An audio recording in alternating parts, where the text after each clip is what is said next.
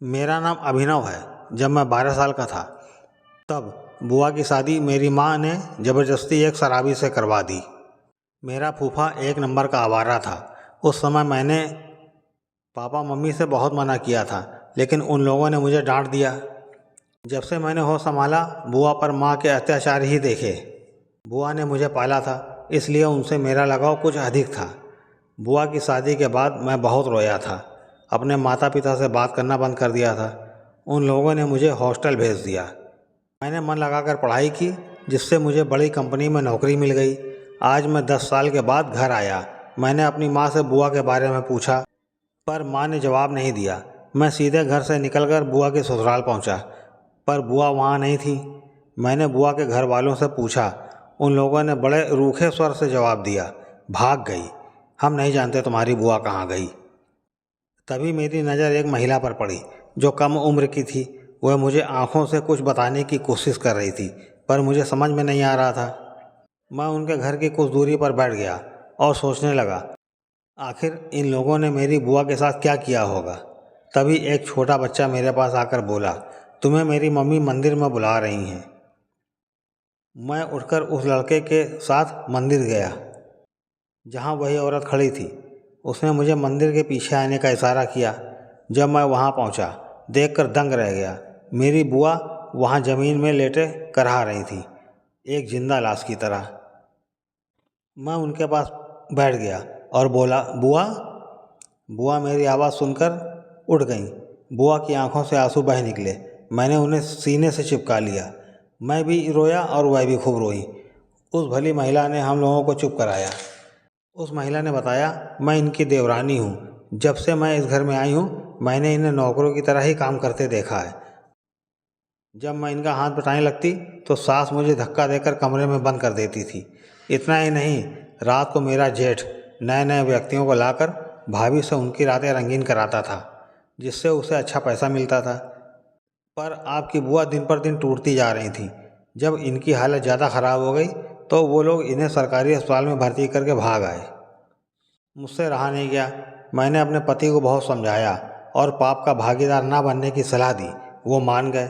उन्होंने घर की चोरी से इनका इलाज कराया और 1 महीने हॉस्पिटल में रखा, जिससे इन्हें काफ़ी सुधार हुआ। यही मंदिर के पीछे कोई नहीं आता, इसलिए एक झोपड़ी बनाकर यहाँ इनके रहने का इंतजाम कर दिया। पंडित जी से इनकी पूरी बात बता दी। इस वजह से वह भी राजी हो गए। अब हम लोग सास की चोरी से देर सवेर इन्हें खाना लाकर दे देते हैं। ये सब सुनकर मेरा खून खौल गया।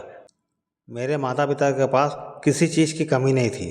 बुआ के नाम अच्छा खासा पैसा और जेवर बाबा मरते समय पापा मम्मी को दे गए थे।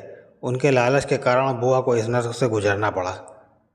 मैंने अपनी बुआ को शहर के अच्छे हॉस्पिटल में भर्ती करा दिया और उनकी सेवा के लिए परमानेंट एक नर्स का इंतजाम कर दिया और अपनी ड्यूटी पर आ गया।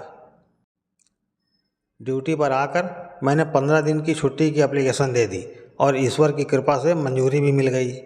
मैं बुआ के पास हॉस्पिटल आ गया। उनकी दिन रात सेवा में लग गया। बुआ को मुझे खून भी देना पड़ा। मेरी बुआ अब काफ़ी ठीक हो गई। उधर मेरे माता पिता मुझे लेकर परेशान हो रहे थे। वो सोच रहे थे कि घर आकर मैं तुरंत कहाँ चला गया। बुआ के घर मेरे पापा पता करने गए। उनकी सास ने उनको देखकर दरवाज़ा बंद कर लिया। अब मैं अपनी बुआ को लेकर कंपनी की तरफ से जो क्वार्टर मिला था वहाँ आ गया और घर के काम के लिए मेड तो पहले ही लगा रखी थी। अब मेरी बुआ स्वस्थ हो रही थी। एक सुबह सुबह मेरे मम्मी पापा मेरे क्वार्टर पर आ गए। मैं ऑफिस के लिए निकल ही रहा था। उन्हें देखकर मैं चौंक गया। मैंने पूछा, आप लोग यहाँ कैसे?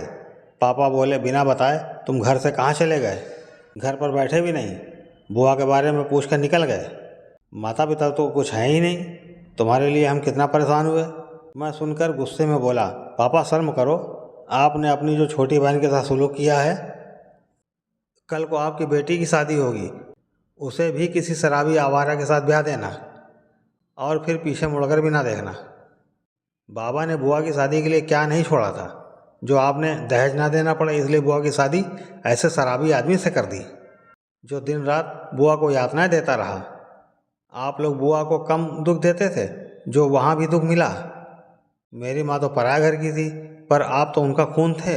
आपको कभी उन पर दया नहीं आई? जाइए, मैं अब आपसे कोई रिश्ता नहीं रखना चाहता। तभी वहाँ बुआ आ गई और बोली, अरे मेरा भाई आया है, अंदर तो आने दे। बुआ जी उन लोगों का हाथ पकड़कर अंदर ले गईं। वो लोग शर्मिंदा से सिर झुकाए बैठ गए। बुआ से उनके पैरों को छूकर माफ़ी मांगने लगे। तभी बुआ बोली, भैया मेरे साथ जो किया है अपनी बेटी के साथ ना करना। मुझे अभी जीना था, इसलिए अभिनव ने मुझे बचा लिया। मैंने अपने माता पिता से कहा, अब बुआ मेरी जिम्मेदारी हैं, वह जीवन भर मेरे साथ रहेंगी। मेरे माता पिता बुआ ही हैं, मैं आप लोगों को नहीं जानता। दोस्तों, कहानी आपको कैसी लगी कमेंट कीजिएगा। अच्छी लगी हो तो लाइक कीजिएगा। हमारे चैनल को सब्सक्राइब करना ना भूलिएगा। धन्यवाद। मिलते हैं अगली कहानी में।